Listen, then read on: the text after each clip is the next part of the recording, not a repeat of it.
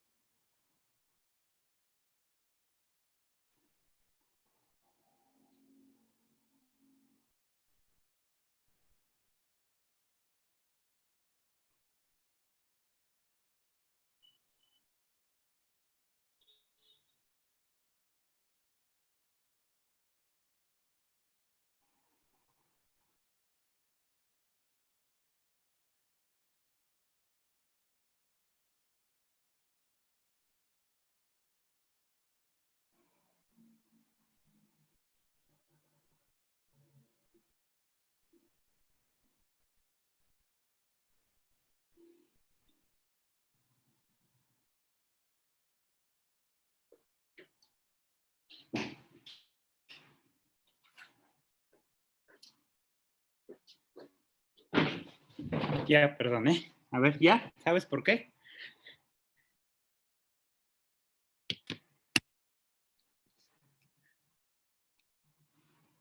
Bueno, Porque aumentan el riesgo de trombosis. ¿por qué? Mm, Sí, esa respuesta está bien, doctora. Si no estudiaras medicina, pero estudias medicina. ¿Por qué los anticonceptivos a base de estrógenos son un factor de riesgo para EBS en personas jóvenes, mujeres jóvenes? ¿Qué causan los estrógenos?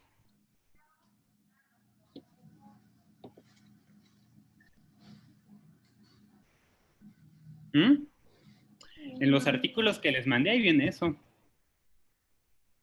A ver, ¿quién ya los leyó?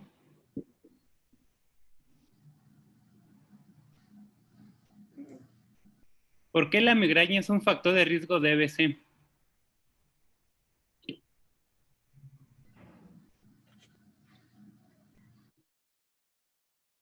Doctora, es que de los artículos solo leí dos y no decía eso.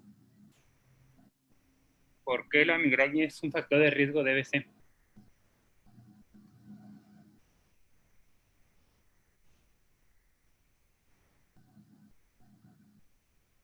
¿Mm? ¿Ya ven por qué es importante que me manden sus presentaciones antes? Bueno, de tus factores de riesgo, a ver, doctora. Tienes los modificables y los no, modificables. Los no modificables, pues es la edad. Toda persona mayor de 60, de 45 años tiene factor de riesgo de EBC. Todo EBC menor de 45 años o 40 años es un EBC en paciente joven, que es la etiología cambia, ¿no? Ahí ya no vamos a pensar ni en diabéticos, ni hipertensos, ni dislipidemias. Ahí vamos a pensar en usos de estrógenos, enfermedades que producen o incrementan el riesgo de trombosis o autoinmunidad, ¿no? Contribuyentes, alcohol, alcoholismo, claro que sí. Inactividad física también, obesidad. Aquí te falta que contribuyentes también es el insomnio. Se dice que dormir menos de 6 horas al día, en la noche, pues, si duermes menos de 6 horas, incrementas el riesgo de EBC. Son factores. Sí, el género, el masculino tiene mayor riesgo, las mujeres tienen un factor protector que va muy asociado a los estrógenos, también obviamente a las hormonas, ¿no? Conforme la mujer llega al ciclo de la menopausia, el riesgo se empareja entre hombres y mujeres. Factores de riesgo, pues sí, son todos esos que ya mencionaste aquí. Ataque isquémico transitorio, ahorita que veamos la clase vamos a ver por qué es un factor de riesgo un ataque isquémico transitorio. Y lo de migraña, se los dejo para que los estudien porque se los voy a preguntar así específicamente en el examen. ¿No? A ver, la que sigue, doctora.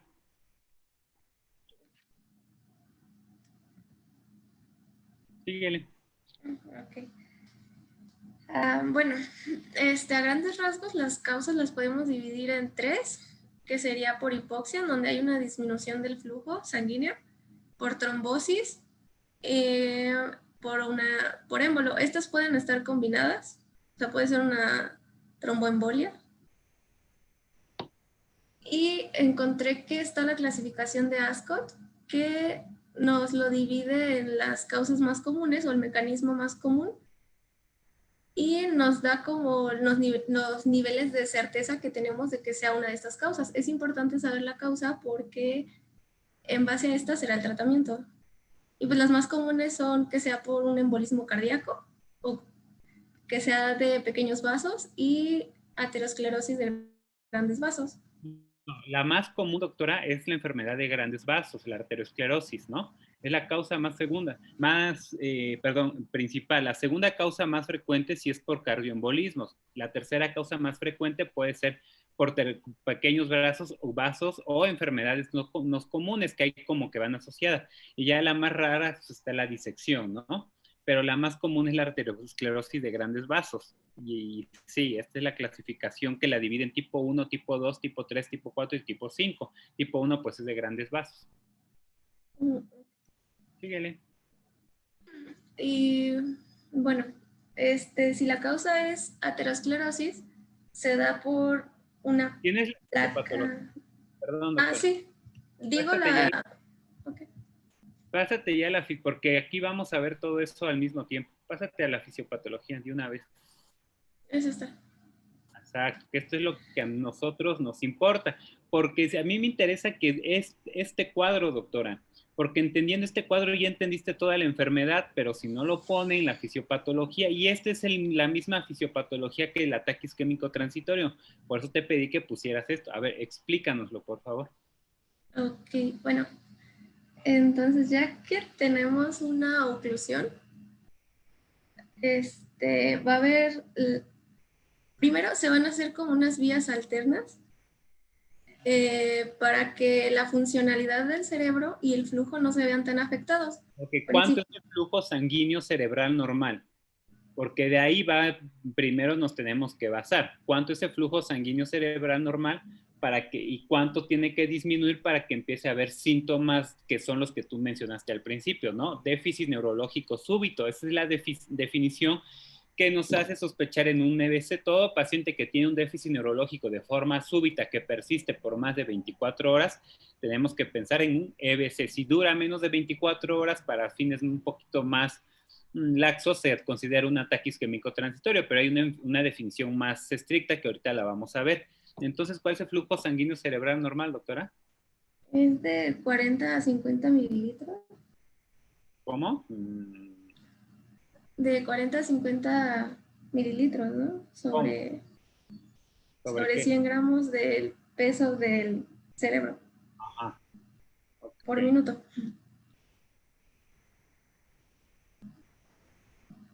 Chile. Bueno, entonces las vías alternas normalmente sería el polígono de Willis, pero a veces la oclusión está antes de este. Entonces se utilizaría la anastomosis leptomeningia, que incluye a las arterias cerebrales anterior, media y posterior. Y pues estas son las que nos van a mantener. Y bueno, ya que está la oclusión, disminuye el flujo sanguíneo. Esto provoca una... ¿Y la oclusión qué va a ser, doctora? ¿Cómo que qué va a hacer? Sí, o sea, ¿qué es lo que está provocando la oclusión? Pues la hipoxia o como... No, la hipoxia es una causa. Aparte, aquí debes definir dos cosas, qué es hipoxia y qué es isquemia, porque son cosas muy diferentes. Aquí O, viene, ¿cuál es la diferencia entre hipoxia e isquemia? pues la hipoxia es la disminución de oxígeno, ¿no? ¿Y la isquemia? De flujo sanguíneo. ¿Cuál es la relación entre hipoxia y isquemia? Porque, por Porque no ejemplo... toda hipoxia te va a dar isquemia, Ajá, ¿no? Entonces, he sí. ahí del tiempo que es bien importante que en el tratamiento, que ahorita lo vamos a ver, ¿no? Tú puedes tener hipoxia, pero no necesariamente vas a tener isquemia.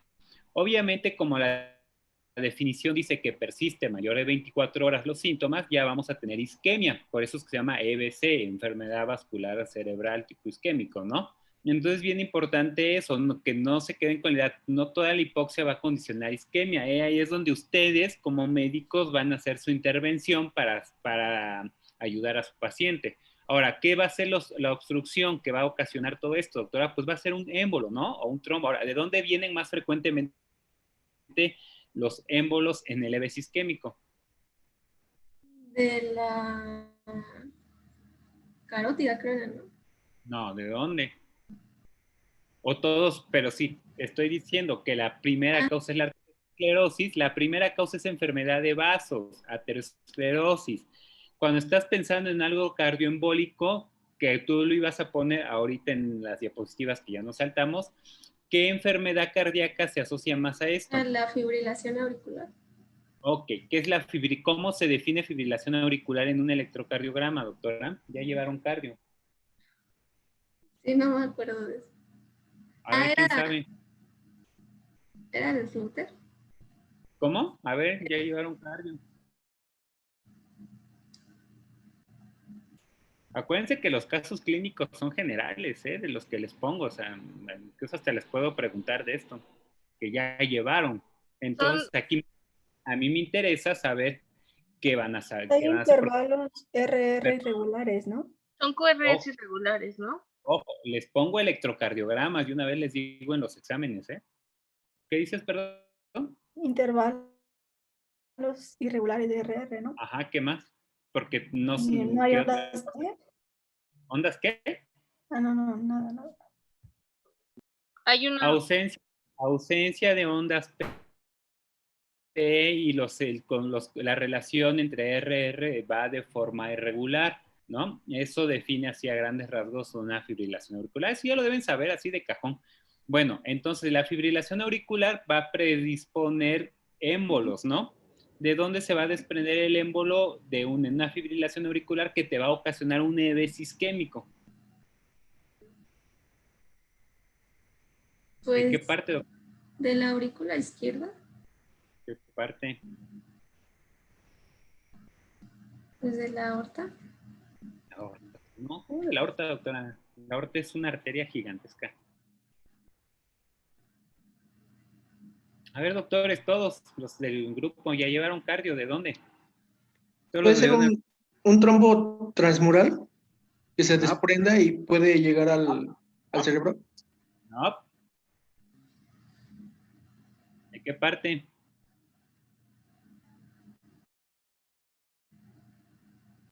De la orejuela, del lado izquierdo, doctores. Casi el 80% de esos vienen de la orejuela del lado izquierdo. Entonces, de ahí se desprenden más fácilmente pensando en una fibrilación auricular. Ahora, no solamente la FA puede condicionar la taquicardia sinusal, el flúter auricular, cualquier arritmia te puede provocar un EVS isquémico. Obviamente, la más común, casi el 80% de los casos, se asocia a una fibrilación auricular, ¿no? Eso pensando en el cardioembólico. Entonces, concluyendo y sacando conjeturas, cuando tengan un paciente con EVS isquémico, ¿qué estudio le tienen que hacer a fuerza? ¿Un qué? Un electrocardiograma. Exactamente, un electrocardiograma. Muy bien, doctora. Bueno, síguele, doctora. Entonces ya está la obstrucción. ¿Qué más pasa? Pues hay una disminución de oxígeno y glucosa, lo que afecta a la función de las neuronas, ya que requieren de estas para hacer ATP y mantener su función. Entonces, esto hace que se pierda el gradiente y esa pérdida del gradiente hace que haya una despolarización anóxica que sucede de forma repentina por la disminución del flujo sanguíneo. Entonces, se sueltan neurotransmisores excitadores, sobre todo glutamato. Bueno, se liberan. Ajá. Se liberan ¿De dónde? de la hendidura sináptica. No, ¿de dónde allí? ¿Cuál es el que se libera? ¿Cuál es el excitatorio que incrementa? Glutamato. Eso, ¿no? Glutamato. El glutamato es un neurotransmisor tipo neurotóxico en exceso, ¿no? Entonces, tienes tu obstrucción, se reduce el flujo sanguíneo cerebral, que es lo que quiere decir la CBF, ¿no? Que está en negrito. Va a producir isquemia y hipoxia e isquemia, ¿no? O sea, la hipoxia en este paciente va a condicionar isquemia. Ahora tú dime, doctora, ¿qué le pasa a una célula cuando ya tiene hipoxia e isquemia? Pues hace apoptosis. No, la apoptosis es una respuesta final. ¿Qué le va a pasar a una célula cuando tiene isquemia y hipoxia e isquemia? Es que a mí me interesa que entiendan bien esto, doctores, porque si no entienden bien esto, no van a entender el tratamiento. ¿Qué va a ver? ¿Quién sabe de todos los que están, doctores? ¿Puede entrar en estrés oxidativo? Ah, muy bien. ¿Y qué pausa es estrés oxidativo? Ay, espéreme, mi cerebro no trabaja tan rápido. A ver, ¿quién más sabe?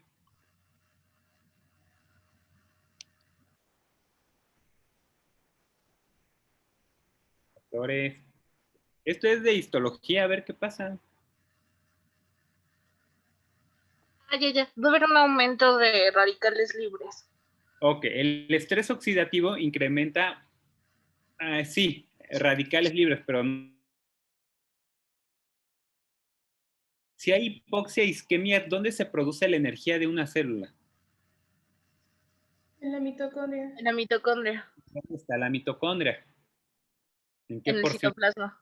Ah, bueno, ok. ¿Mande? En el citoplasma, pues, pero... Bueno, si hay hipoxia y hay isquemia, por lo tanto no llega energía a la célula, ¿no? Entonces, lo que va a pasar primero es que va a haber una afección a nivel de las mitocondrias. Las mitocondrias empiezan a, ¿cómo les digo? Empieza a haber una destrucción a nivel mitocondrial, empezando de adentro hacia afuera, ¿no? La parte de afuera de la célula se llama citoplasma, la que recubre el núcleo, ¿no? Entonces, si hay una destrucción de las mitocondrias, ¿qué le va a pasar al citoplasma, doctores? ¿Qué es lo que mantiene una célula que sea así bonita, redondita, como se las pintan en los libros?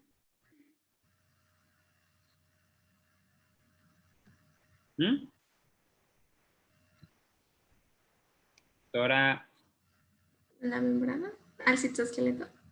No, a ver, doctora. A ver.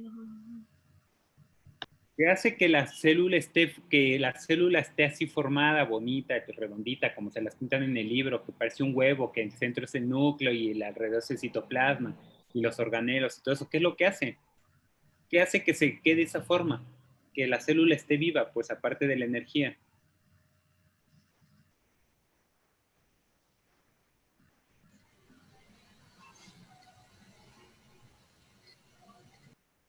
Doctores. Esto es histología, doctores. Estoy pensando. ¿Retículo endoplásmico? ¿Qué más? No, ¿qué pasa? ¿Qué mantiene a la célula bien? A ver, esta pregunta es muy fácil. A ver, ¿qué? Hay unas cosas que se llaman bombas, ¿no? Que hay una bomba sodio-potasio ATPasa. Esas bombas mantienen un gradiente. Ese gradiente hace que su célula no se despolarice. ¿Qué hace una bomba sodio-potasio? Mete sodio y saca potasio. Ok, al meter sodio y sacar potasio, hace que tu célula tenga una adecuada permeabilidad, ¿no? Que no se revuelva, pues, su citoplasma con su núcleo y que todo ande ahí revuelto. Entonces, esa permeabilidad mantiene una adecuada forma de su célula y si se invirtiera esa bomba o se alterara esa bomba, ¿qué le pasaría a su célula? Y no me digan apoptosis, ¿qué le pasa? Pues va a entrar más, no va a haber un equilibrio hidroelectrolítico, entonces va a entrar más agua y la célula se va a inflamar. Exacto, se hincha, se dematiza. Eso, aquí en la vía del EBC, lo conocemos que hay dos vías, la de la apoptosis y de la necrosis, porque ustedes están pensando que todo es apoptosis. Y no, doctores, el EBC puede llevar las dos vías, apoptosis y necrosis. ¿Cuál? No sabemos. Nada más nosotros vemos al paciente con hemiparesia o hemiplegia o afasia, cualquier síndrome neurológico que le haya dado a su paciente. Nosotros no sabemos si se fue a la vía de la apoptosis o a la vía de la necrosis, pero al final de cuentas las dos vías se juntan en un mismo sitio, ¿no? Entonces, si su célula se dematiza, ¿qué le va a pasar? Entonces se invierten, hay una alteración de la bomba sodio-potasio. ¿Y qué otra sustancia hace que la célula se mantenga bien? O sea, que mantenga su forma. ¿La matriz extracelular? El calcio. Entonces, el calcio que está contenido en el citoplasma de su célula se va hacia afuera y el calcio es un calcio ionizado. El calcio ionizado junto con el glutamato son dos sustancias neurotóxicas. Entonces, el calcio va a producir una respuesta inflamatoria y ahí, como ya saben, ya llevaron histología, las respuestas inflamatorias producen citocinas inflamatorias, por lo tanto es una situación de estrés y condiciona la formación de radicales libres. Entonces tenemos radicales libres, calcio, glutamato. Estas vías condicionan que su célula se vaya a dos vías, o se necrosa la célula y se muere, o produce lo que se llama muerte celular programada, que es la apoptosis, ¿no? Entonces es una toxicidad celular, y esa toxicidad celular va a producir ya la pérdida de alteraciones a nivel de ya de lo que viene siendo toda la célula nerviosa. Por eso es como aquí dice en su dibujito de la doctora, se reduce el flujo sanguíneo, hay hipoxia e isquemia, ¿no? Ese mismo camino nos produce alteraciones en la glía. ¿Qué es la glía? ¿Qué es la glía? ¿Qué es la glía? Son las células de sostén. ¿Mande? ¿Y qué hacen? Nutren a las neuronas. ¿Mande? Forman mielina. Nutren a las neuronas. Mantienen la Ok. homeostasis. ¿Cómo, perdón? La glía tiene muchas funciones. Entre una de las más importantes es ayuda a la formación de, cuando se conjuntan, forma también mielina, ¿no?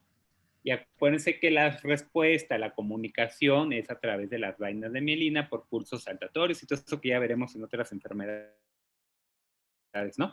Entonces también hay una desmielinización. La toxicidad va a producir una desmielinización a nivel de la célula nerviosa. Por lo tanto, también les puede, es lo que les decía, la necrosis, ¿no? Ahora, aquí dice que se libera glutamato, y el glutamato, lo que ya vimos, aquí hay donde dice que aumenten los niveles de calcio, hay lo que ya comentamos, ¿no?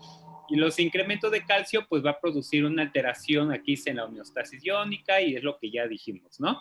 Entonces produce una respuesta inflamatoria, y aquí la respuesta inflamatoria se les puede ir para varios lados, ¿no?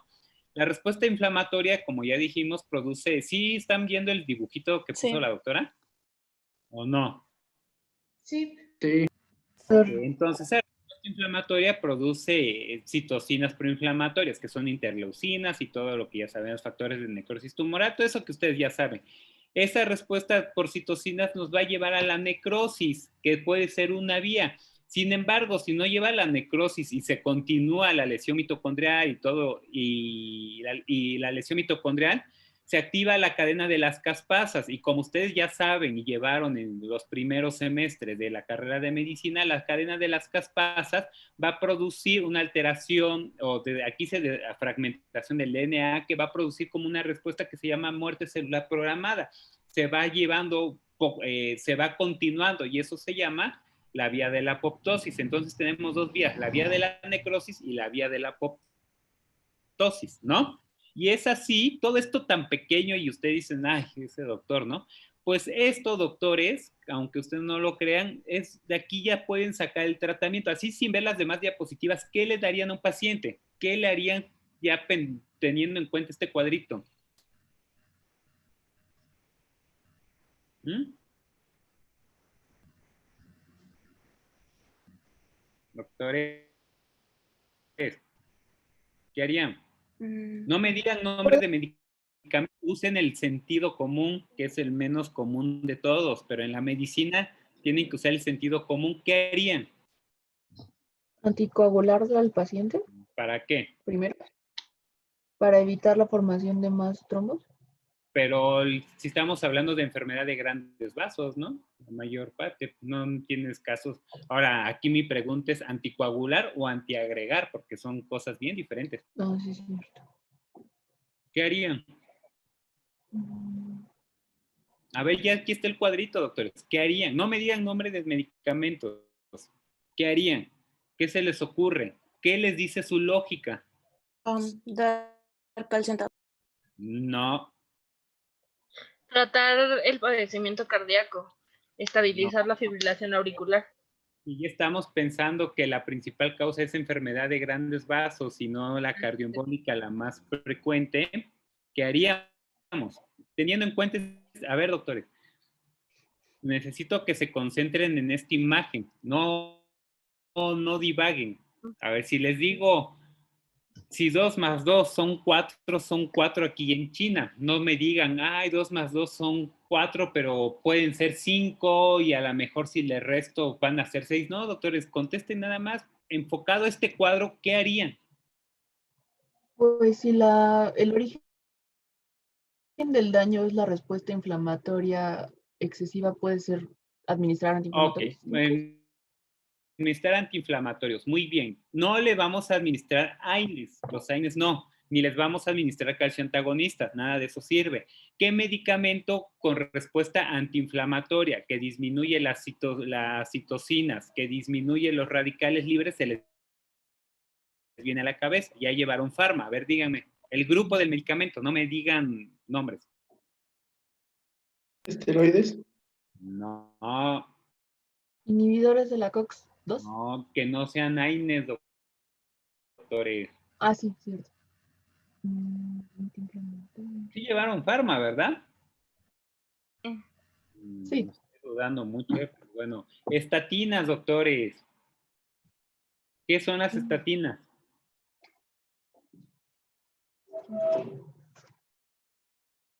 ¿Qué son las estatinas?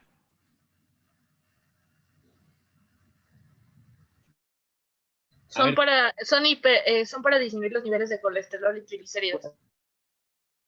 Bueno, nada más colesterol, ¿no? Bueno, las estatinas es un grupo de medicamentos que su primera función es disminuir los niveles de colesterol, ¿no? Que no vamos a ver eso porque eso ya lo saben en teoría, pero tiene efectos pleotrópicos. Cuando llevaron farmacología, que supongo que pasaron la materia, pero están hasta acá, vieron ahí que en las estatinas tienen los efectos pleiotrópicos. ¿Cuáles son esos?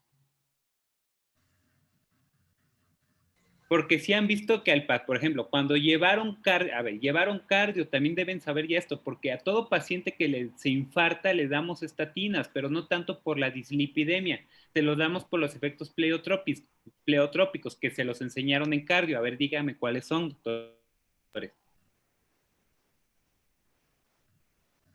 Antioxidantes, antiinflamatorios. Ayudan a restaurar el endotelio, ¿no? Esa es una, otra.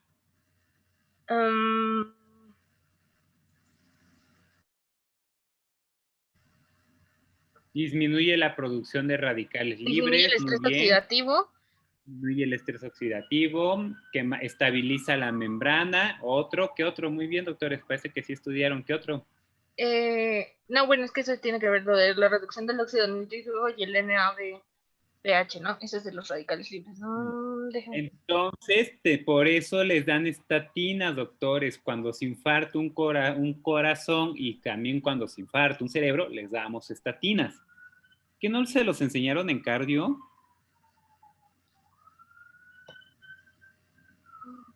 Más o menos. No creo, no sé cómo llegaron al séptimo semestre, estoy dudando. Bueno, síganle, ¿qué otra cosa se les ocurriría? A ver, ¿qué otra intervención harían?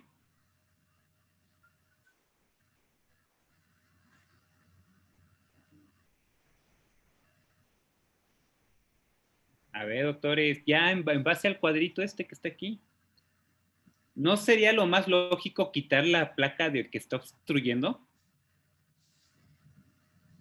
Sí. Ah, pues sí, ¿no? Ok, esa cosa para quitar la placa se llama trombectomía, ¿no? Podemos quitar una placa y poner y donde queda se puede poner un stent, así como al corazón, cuando se le ponen stent, que igual lo llevaron en cardio, al cerebro se le hace lo mismo, se le coloca una placa, un stent, y por lo tanto, al quitar la placa y poner el stent, recuperas la circulación y evitas todo este show, ¿no? La otra cosa que podemos hacer, ¿qué se les ocurriría? Darle trombolíticos para destruir el coágulo. Muy bien, entonces necesitamos darle medicamentos para deshacer el coágulo, trombolíticos. Ahorita lo vamos a ver. El único aprobado es el RTPA, que es el Ateplase, ¿no? Entonces, esos son los medicamentos que vamos a hacer, doctores, que vamos a mejorar y les va a ayudar a la supervivencia. Pero si ustedes no entienden la fisiopatología de una enfermedad, no, a mí no me va a servir como su maestro que se aprendan de memoria, ay, estatina, ay, aspirina, ay, clopidogrel, ay. Si no entienden por qué, doctores, si ustedes no entienden el por qué le estamos dando aspirina, por qué le estamos dando estatina, pues no tiene caso, ¿no? No va a servir que se aprendan de memoria, necesito que empiecen a girar su ardilla que tienen en la cabeza para que empiecen y así no se les va a olvidar esto. Y ya sin ver ahorita el tratamiento, sin ver ahorita todo lo que vamos a ver adelante, ya aquí con esto ya sacaron por deducción muchas cosas, ¿no? Y ahorita ya le vamos a poner nombre a los trombolíticos, le vamos a poner nombre al tratamiento. Ahora, existen otras medidas que nos va a ayudar a tratar de retardar la isquemia, ¿no? Si hay hipoxia, ¿qué medida no farmacológica se les ocurriría para tratar de disminuir la isquemia? No farmacológica, ni quirúrgica, nada. Administración de oxígeno. Exacto, muy bien. Esa sería una. ¿Otra? ¿La cámara hiperbárica? No, a ver, la cámara hiperbárica solo sirve para una cosa, para hacer rico al médico. La cámara hiperbárica no sirve para nada, doctores, para nada. Ni para heridas, ni pie diabético, ni úlceras, no sirve para nada, ¿eh? Y no, la cámara hiperbárica, no.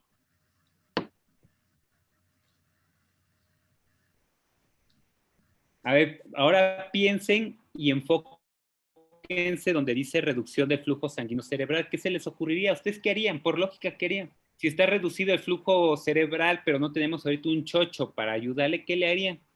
¿Cómo mejorarían el flujo cerebral? Reanimación cardio. Ay, ¿a poco cayó en paro cardíaco? No. ¿Darle receta a un paciente vivo?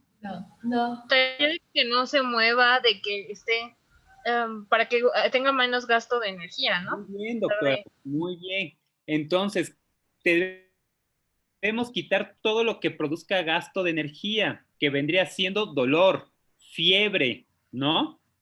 Entonces, a los pacientes con un EVS isquémico, acuérdense que hay fiebre de origen central, que esa es mala, ¿no? Muy mala. Entonces, si tiene fiebre, aunque no sea por infección, hay que controlar la fiebre. Dolor, si su paciente tiene dolor, denle un analgésico, porque está consumiendo energía, ¿no? ¿Qué otra cosa? Bueno, lo del oxígeno también va a ayudar. Si hiperventila, pues también va a estar consumiendo energía. Ajá. ¿Qué dice la guía stroke que les mandé sobre el oxígeno suplementario? ¿A quién está indicado? Porque ya la leyeron, ¿no? A ver, doctora, de la exposición. Karina. Ay, eso lo anoté más adelante. Bueno, dímelo de una vez. Es que aquí ya estamos abarcando todo, ¿no? Es que no me acuerdo. ¿Cuánto está indicado? ¿O en quién sigue, en quién no? En pacientes que tienen por debajo del 95% de saturación de oxígeno, ¿no? No. ¿Qué dice la guía stroke? Yo se las mandé, vienen. No lo termino de leer. ¿Cuánto, doctora Karina? No me acuerdo. De 94. Deduzco que no la han leído, ¿no? Yo que ustedes me pongo a leer ya. Bueno, búsquenlo, ahí viene. Entonces, oxígeno, dolor. ¿Qué otra cosa se les ocurriría? Medida no farmacológica para mejorar el flujo sanguíneo cerebral en lo que buscan a alguien que les resuelve el problema. Hagan de cuenta que ustedes están en el internado, les llega un paciente con EVS en la madrugada, el médico de la noche está durmiendo o no lo encuentran, se perdió como acostumbran, ¿no? ¿Qué le van a hacer mientras? Supongo que también... Lo podemos... ¿Mande? ¿La posición del paciente? Exacto, ¿qué posición se te ocurre? ¿Trendelenburg? No. Sí. ¿Qué posición?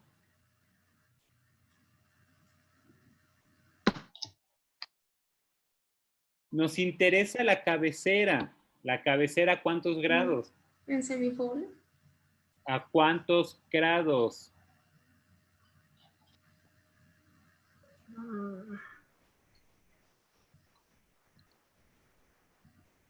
30 grados, doctores. 30. ¿Y por qué no 25 y por qué no 40?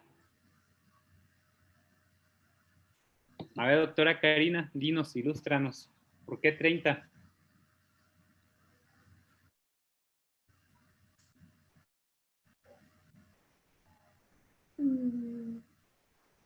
Te dije que buscaras medidas de protección cerebral. Todo eso que ya dijeron tus compañeros son medidas de protección cerebral, pero ahora tú eres la que está exponiendo.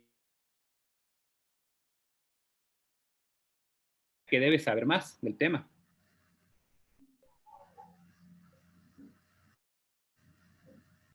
Dime en qué estudio se demostró que 30 grados mejora todo esto que estamos viendo. ¿Cómo se llama el nombre de ese estudio?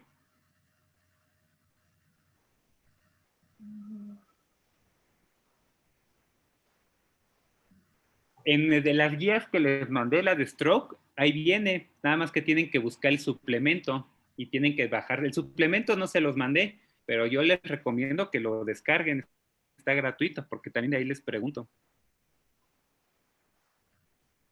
Bueno, cabecera, 30 grados. Oxígeno, quitar dolor, temperatura. ¿Por qué la cabecera? ¿Por qué poner la posición a ese grado? ¿Qué nos va, de qué nos sirve?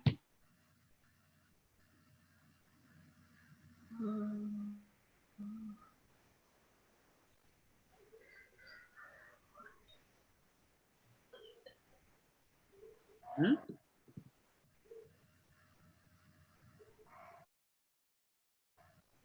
¿De qué nos sirve tener la cabecera así a 30 grados? ¿Qué mejora? Sí, ya sé el flujo sanguíneo, pero ¿por qué? ¿Mejora la respiración? Mejora el drenaje venoso yugular. Al mejorar el drenaje venoso yugular, del drenaje venoso yugular, mejora la circulación sanguínea, mejora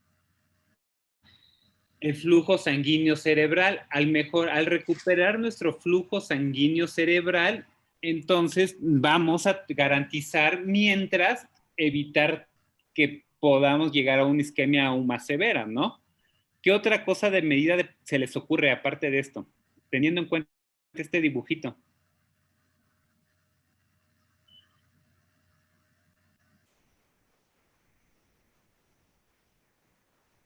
Flores. ¿Qué condiciona la circulación? ¿Cómo que condiciona? A ver, ¿Qué condiciona que tú te llegue buena circulación, por ejemplo, al riñón, al hígado, al pulmón, a la pierna, todo eso? Pues el retorno venoso, ¿no? ¿No? El gasto cardíaco. El gasto cardíaco está relacional. La presión arterial, ¿sí o no? Sí. Entonces, nuestro cerebro tiene algo que se llama presión intracraniana, que ya lo vimos al principio, ¿no? Eso mencionamos cuando empezamos todas estas clases, ¿no? La presión intracraniana cerebral está relacionada en base a la presión arterial media. Si nuestra presión arterial media baja, nuestra presión intracraniana sube, ¿sí o no? Sí. Sí. Ok.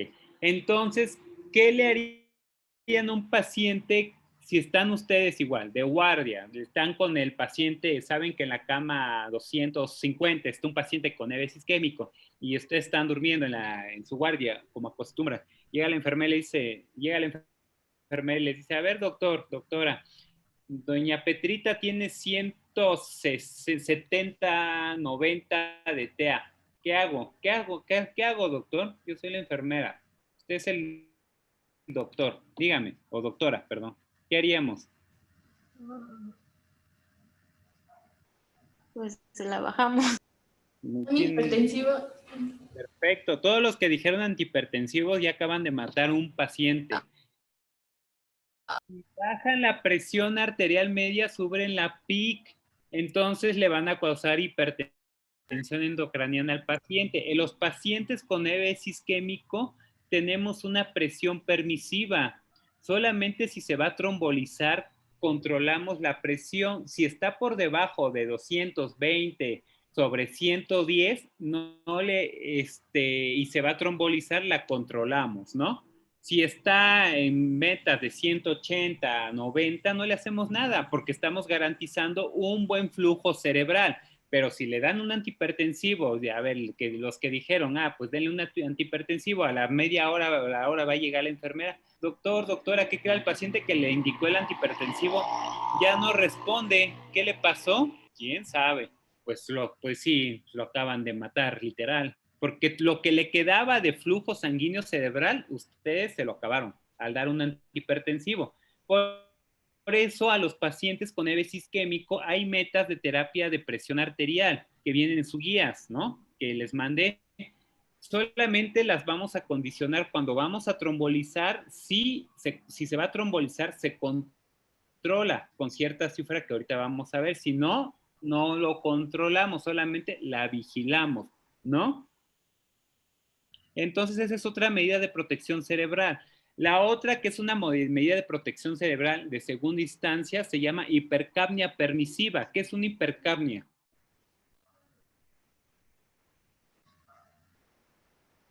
¿Qué es hipercapnia?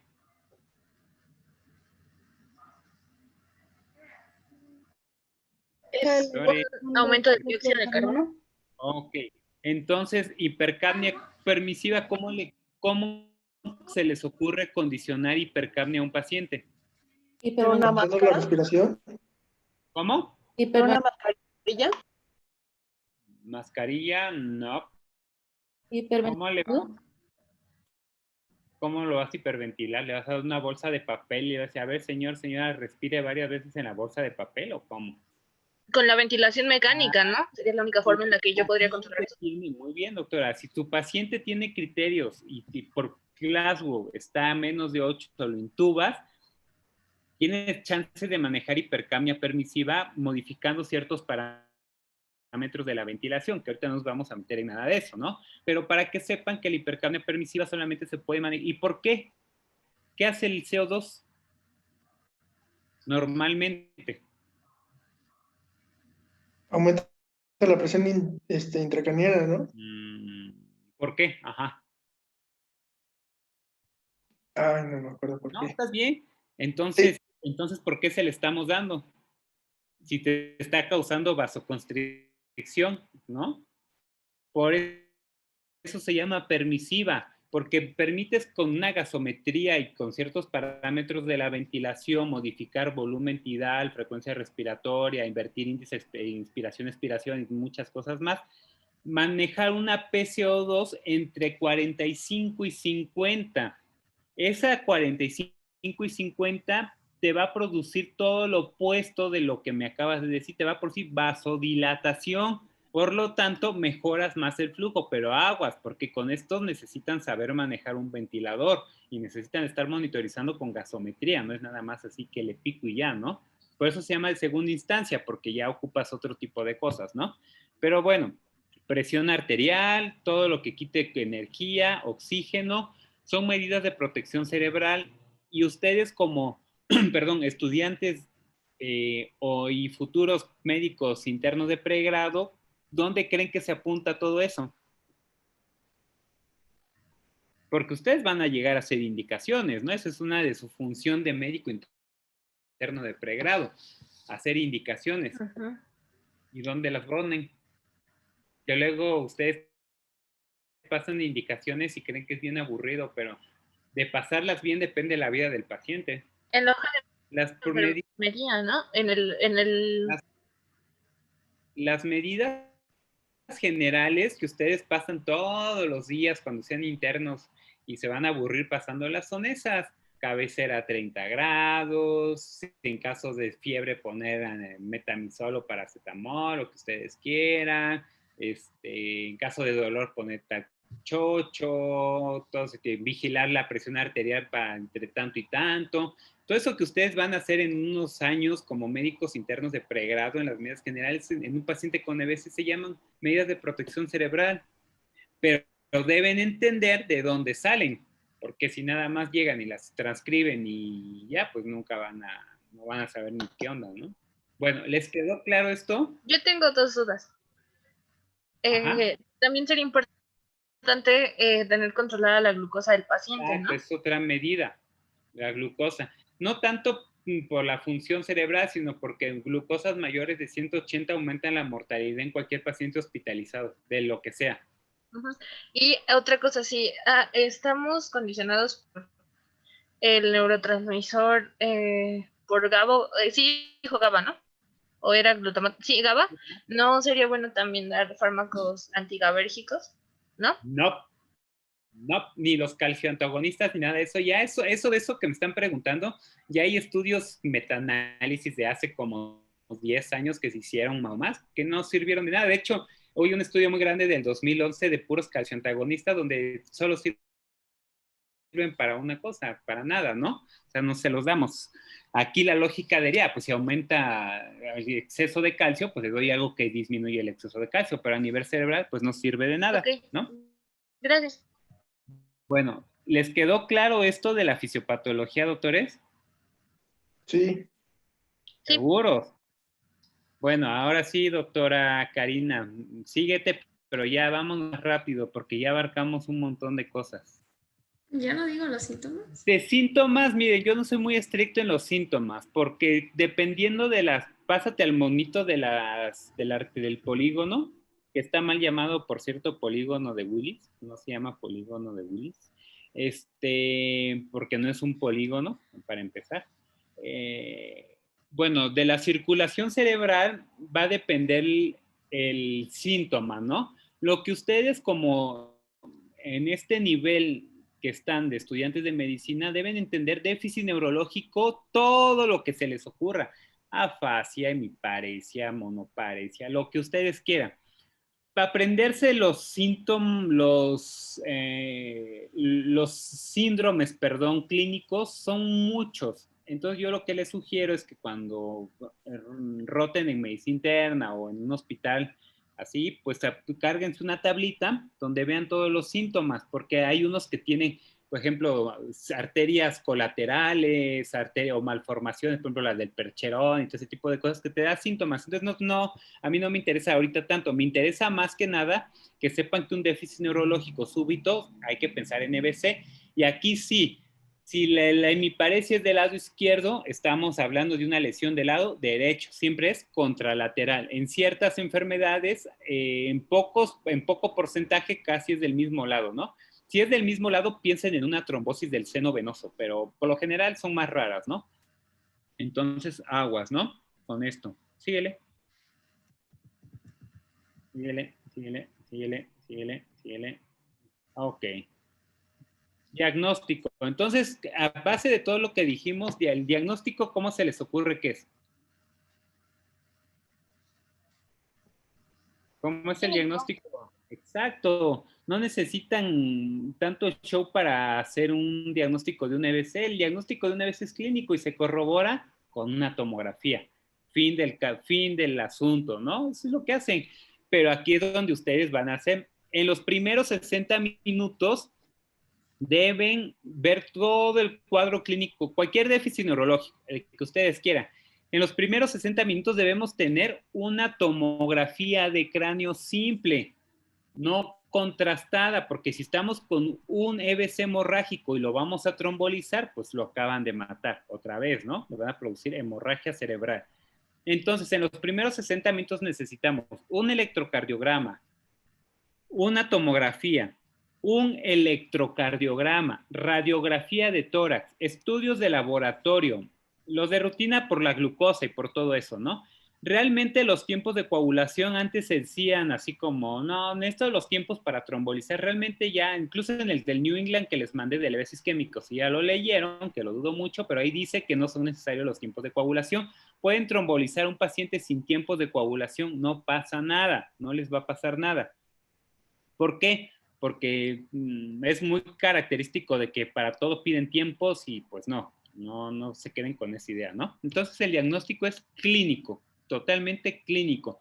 Déficit neurológico que persiste más de 24 horas, pero si dura más de 60 minutos, pues ya estamos frente a un EBC isquémico, ¿no? A ver, dale la que sigue, doctora. Las prehospitalarias, ¿no? Síguele.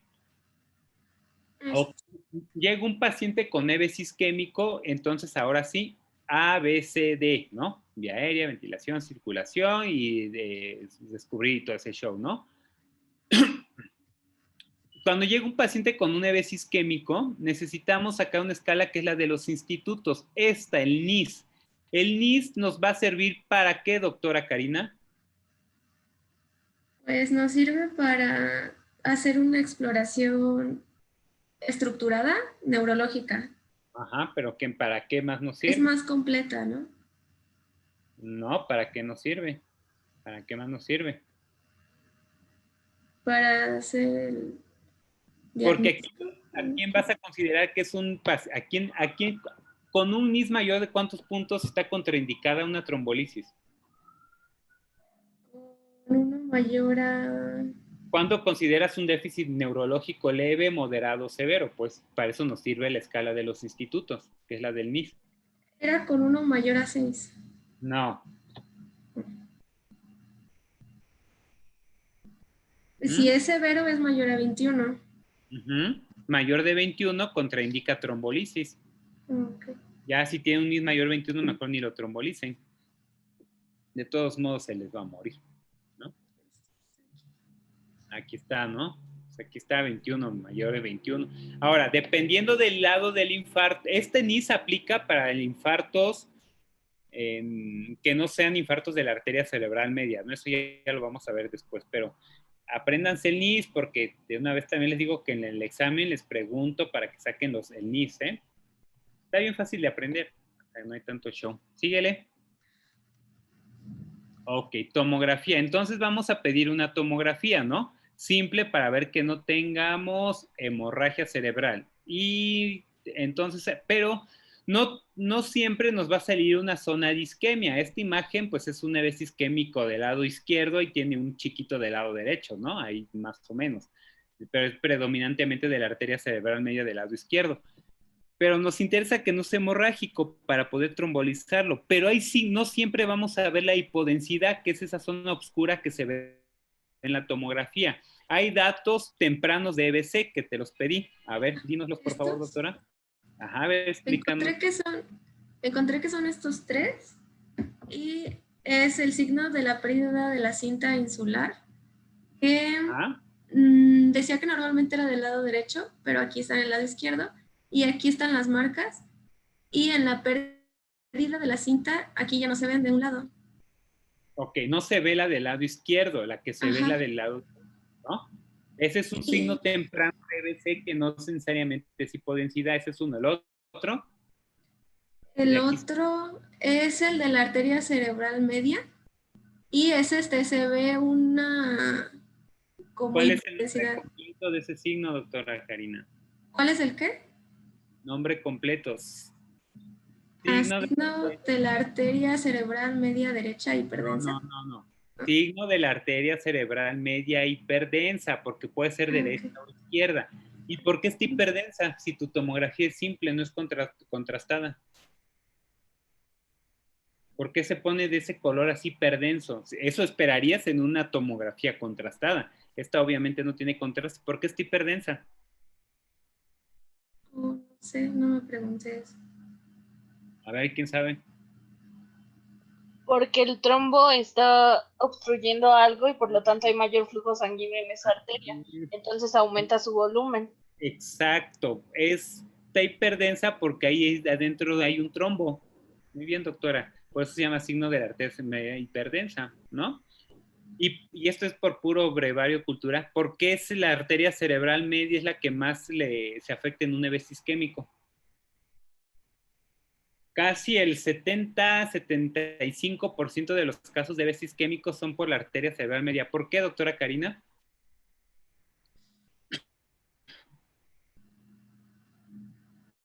No sé. A ver, ¿quién sabe?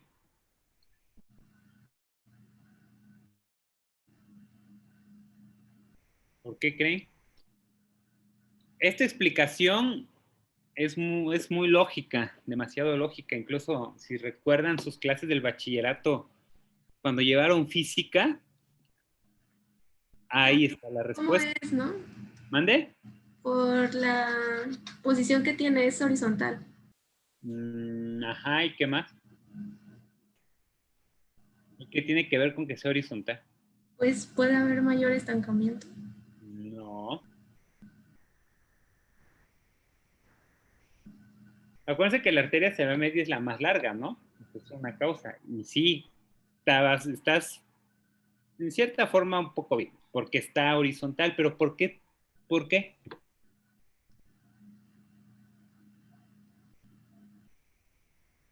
Bueno, esto no se lo va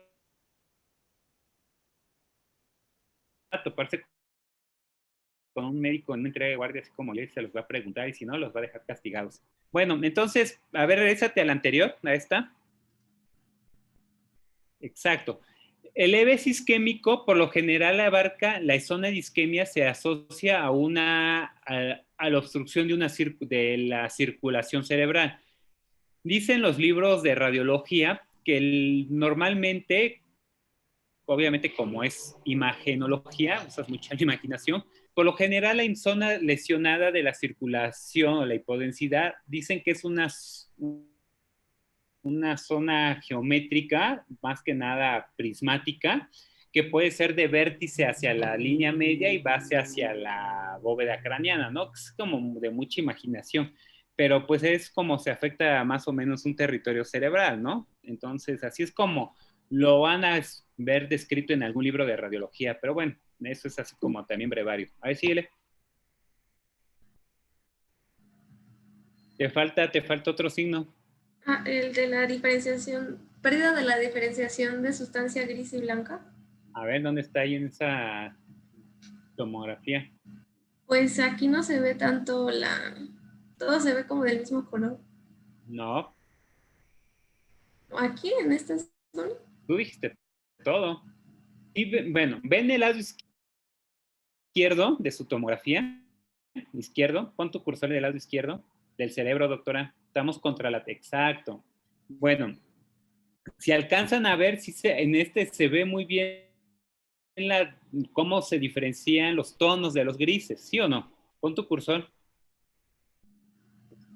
más hacia el centro, muévete hacia tu línea media, eso, ahí vemos la diferencia, la relación entre sustancia gris y blanca, incluso hasta se ve como una línea que la separa, no sé si la logran ver. Siempre las tomografías hay que verlas más de lejos, nunca de cerca, igual las radiografías para apreciar bien las imágenes.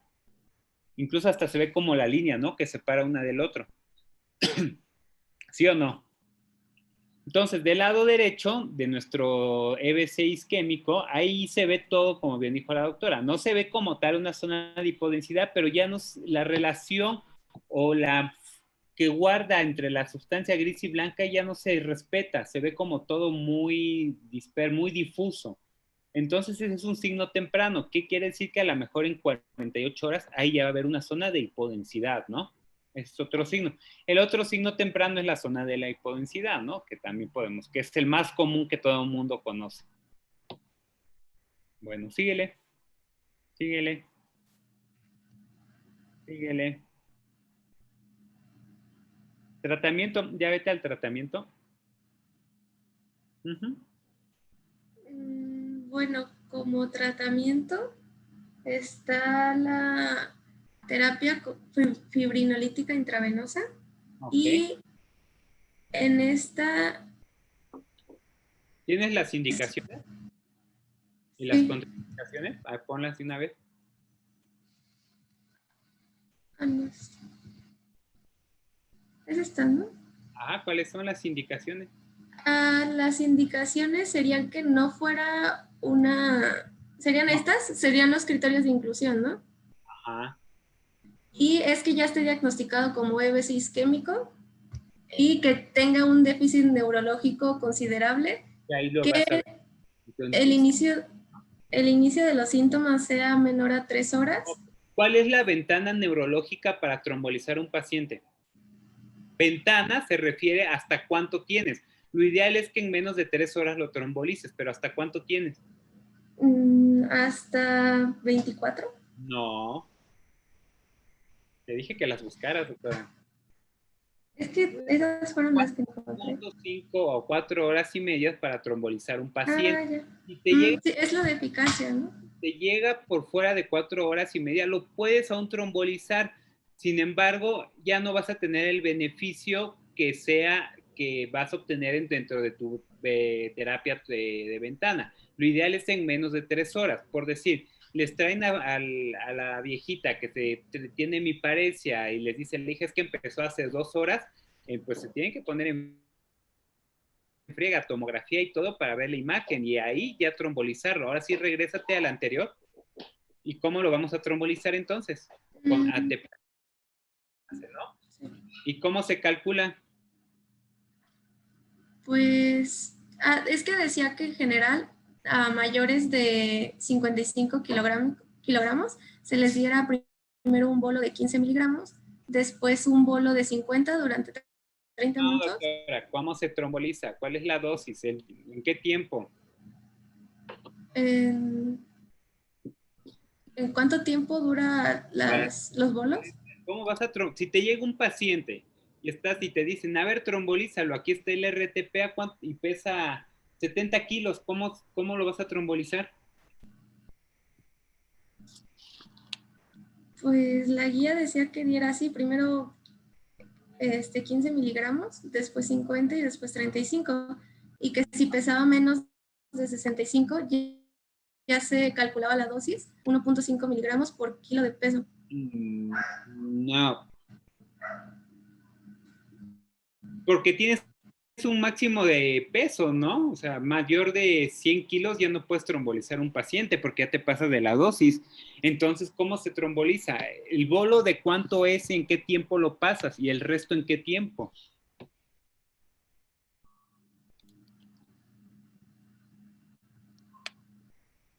Es 0.9 miligramos por kilogramo de peso y la dosis máxima es de 90 miligramos y se pasa primero el bolo durante 1 minuto y el resto de la dosis es a una hora, ¿no? 0.9 miligramos por kilo de peso lo vas a trombolizar. Entonces, el 10% de tu dosis lo vas a pasar en el primer minuto y el resto en los siguientes 59 minutos, porque todo esto lo tienes que hacer en 60 minutos, ¿no? Es así como vamos a trombolizar a nuestro paciente. Por eso es que hay una dosis máxima. No puedes trombolizar pacientes mayores de 100 kilogramos porque ya estamos en la dosis máxima, ¿no? Que vendría siendo 90 miligramos, ¿sí?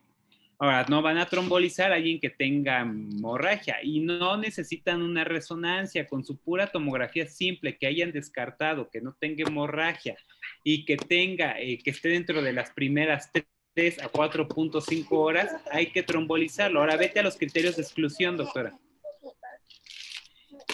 Es bien fácil, ustedes nada más se tienen que aprender los de inclusión. Los de exclusión es, en resumida, todo lo que sangre y todo lo que tenga plaquetas menor de 100,000. Los tiempos ya ni se consideran, esto ya está viejito, ya ni lo tomen en cuenta, etcétera, ¿no? Pero todo lo que produce trauma, sangrado, cirugías recientes, cirugías mayores, o todo lo que es sangre del cerebro no se tromboliza, por favor. Plaquetas menores de 100,000 no se trombolizan. Tiempos no es necesario que los tengamos, ¿no? Pueden tenerlos o no tenerlos. Pero entonces me interesa más los tiempos de inclusión, que son los que ustedes van a utilizar, que son periodo de ventana, déficit neurológico y tomografía simple, que les descarte que no tenga hemorragia. A lo mejor no ven nada, pero tiene un déficit neurológico, trombolícenlo, ¿no? Y aquí, como bien dijo hace ratito la doctora, la de la glucosa, ¿por qué es importante tomar una glucosa capilar a un paciente con un déficit neurológico? Porque se puede confundir. ¿Con qué? Con hiperglucemia o hipoglucemia. Con hipoglucemia, con neuroglucopenia. Hay muchas anécdotas ahí del hospital donde estamos en el regional de que los doctores de urgencias trombolizaron neuroglucopenias, ¿no? Entonces, que no eran EBCs, trombolizaron pacientes con glucosa de 40 y llegaron sangrando, ¿no?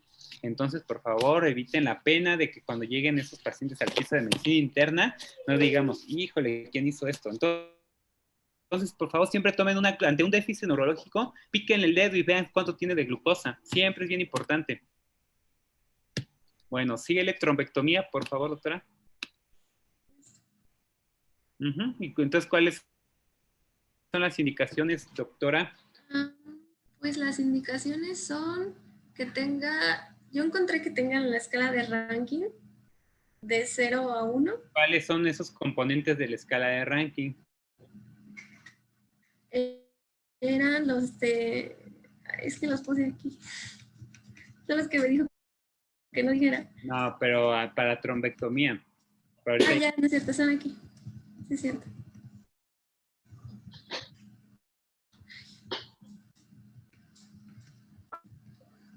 Estos. Exacto. Entonces, que nuestra escala de ranking sea de ¿cuánto? Que sea de... Bien fácil, de 0 a 1, no tenías ni que regresar. Todo lo que sea por arriba de 2 no lo vas a hacer trombectomía. Siguiente. También que haya recibido trombólisis con la ¿Qué? altepasa. ¿Cómo qué? Que haya recibido el tratamiento de reperfusión. Ajá, muy bien. ¿Qué más? Y que sea ocasionado por una oclusión en la arteria carótida o en un segmento proximal. ¿Cuántos segmentos tiene la arteria cerebral media? Porque aquí te habla del segmento M1. ¿Cuántos segmentos tiene en total? 4. Exacto, aunque creo que le adivinaste, pero sí son 4. Edad mayor de 18 años, NIS mayor de 6 y un ASPEC, ¿no? ASPEC es una escala tomográfica que sea mayor o igual a 6, son indicaciones para trombectomía. ¿Por qué es esto? Porque el EVC isquémico le podemos... ¿Qué encontraste, doctora Karina, respecto a trombectomía versus trombolisis? Pues... Si tú te deseas, ¿qué prefieres que te hagan? ¿Trombolisis o trombectomía? Pues yo encontré que la trombectomía era un tratamiento alternativo si no se podía hacer la... ¿Qué leíste versus trombectomía, trombolisis? ¿Qué leíste? ¿Qué dicen los estudios? Por mi pregunta es así directa. Si tú te deseas, ¿qué prefieres? No te lo deseo, pero si te desearas, ¿qué prefieres? ¿Que te hagan trombectomía o trombolisis? ¿Trombolisis? ¿Por qué? ¿Qué leíste? Ahora justifícame tu respuesta.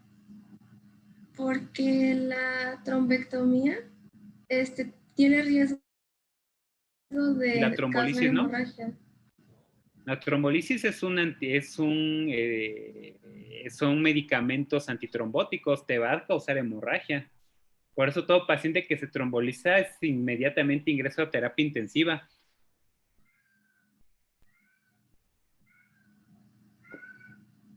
Pues también la trombectomía va a afectar otras áreas cerebrales, ¿no? Porque están invadiendo.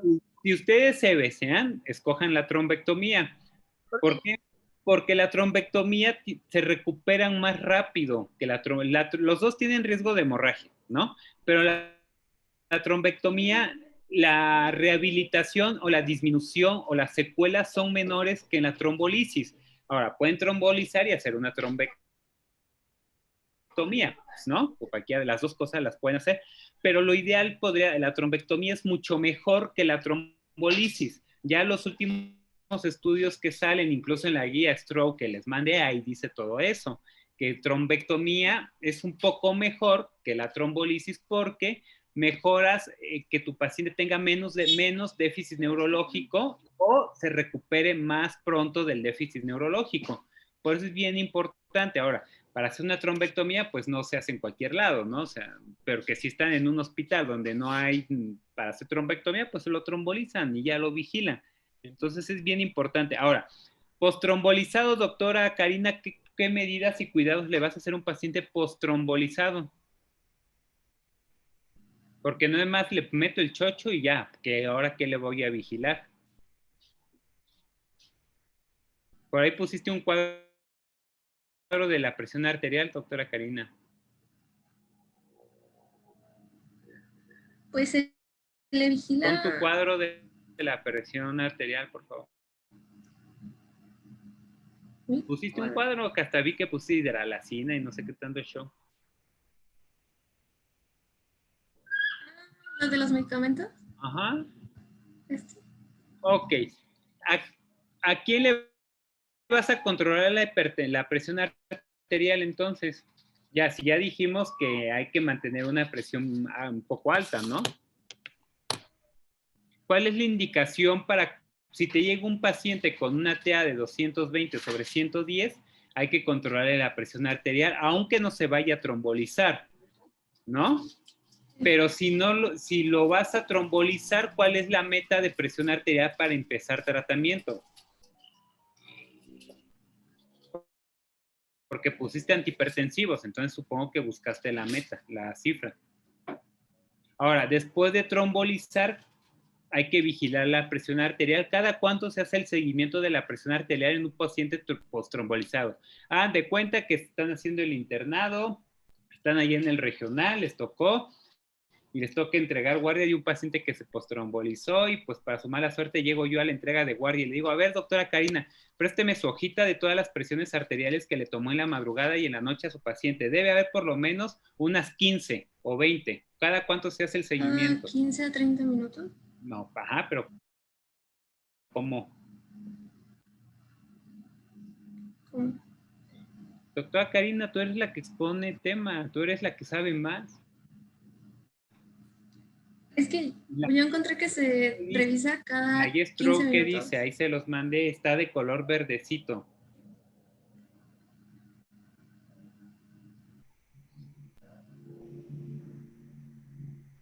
¿Cada cuánto, hasta cuánto, hasta cuánto? ¿Y hasta cuánto se la dejas de tomar?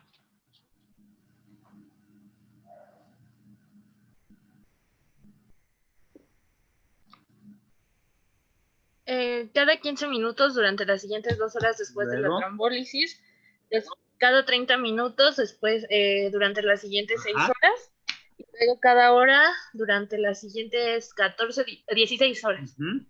O sea, 12, 15, son 4, 8, 20. O sea, si se le sube un paciente que lo trombolizaron a las 7 de la noche y su entrega de guardia es a las 7 de la mañana, ¿cuántas veces le debieron haber tomado la presión arterial? Tan solo con las primeras 2 horas son 8. Luego son cada 30 minutos. 12, ¿no? 12, ¿no? Más 8, 20, ¿no? Ajá. Entonces, por lo menos, cuando les llega un paciente y están de guardia, tienen que estar pegados al paciente, están tomando la presión arterial a cada rato, ¿no? Y eso lo hacen ustedes, no lo hace enfermería.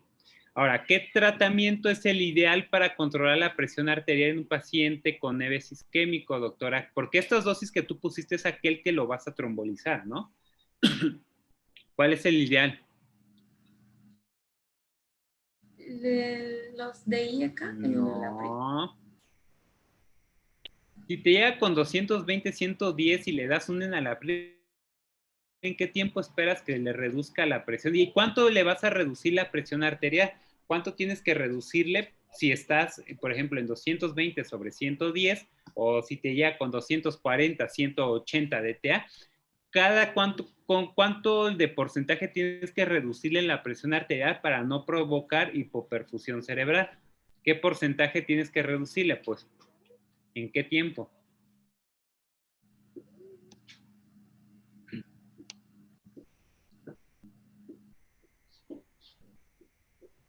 Hola, Karina. Es que me confundió. A ver, si te llega un paciente con presión arterial de 220 sobre 140, ¿le tienes que controlar la presión arterial? Sí, a fuerza, ¿no?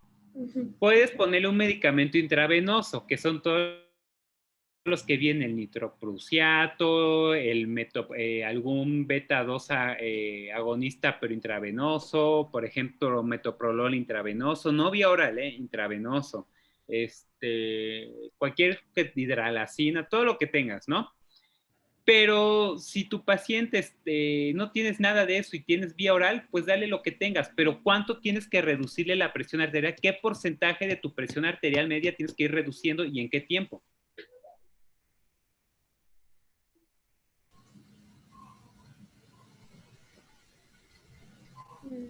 También viene la guía que les di, doctores.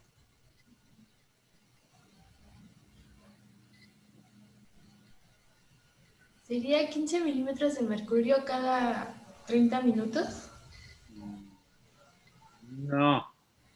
¿Cómo? A ver. Oh, bueno. Es que no sé. No.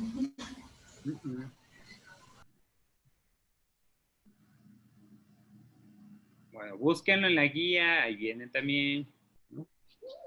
A ver, entonces, presión arterial. ¿Qué otra cosa tenemos? Síguele. Pues de ahí nada más son medicamentos. Ajá. Lo de diferenciar con esto. Bueno, el ataque isquémico transitorio lo vamos a ver en la próxima clase, ¿no? Ya no nos da tiempo. Y eso es cortito, es rápido. Bueno. Y ese...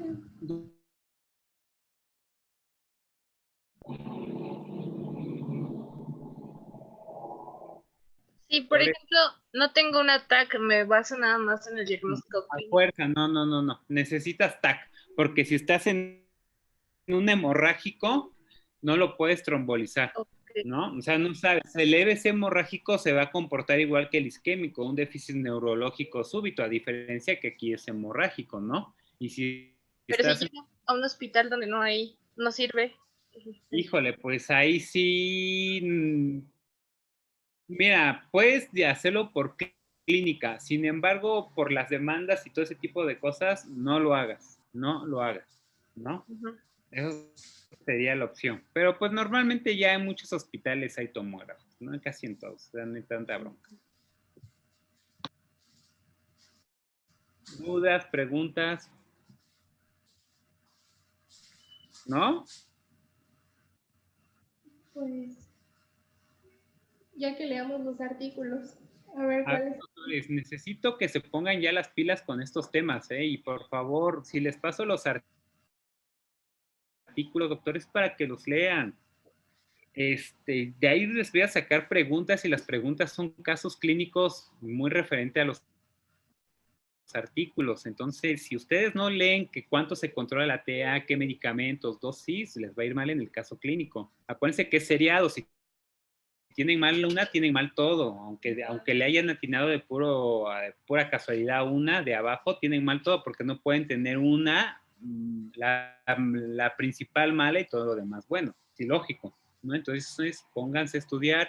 Por favor, sus clases, doctores, háganlas bien, a conciencia, pónganse a leer. Ya sé que tienen más clases, doctores, ya sé que tienen más de presentaciones que hacer, pero están estudiando medicina, no se dedican a otra cosa, no están trabajando, no están haciendo guardias, no están yendo a un hospital, entonces tienen todo el tiempo para hacer y ponerse a estudiar. Háganlo ahorita, porque ahorita con el examen nacional de residencias médicas, muchos de sus compañeros están pariendo chayotes, ¿eh? Entonces, es un momento de que se pongan a estudiar y aprovechen este tiempo, porque si no se ponen las pilas ahorita, más adelante van a sufrir con todo esto y el que la va a pagar es el paciente. Entonces, por favor, pónganse a estudiar. ¿Está bien?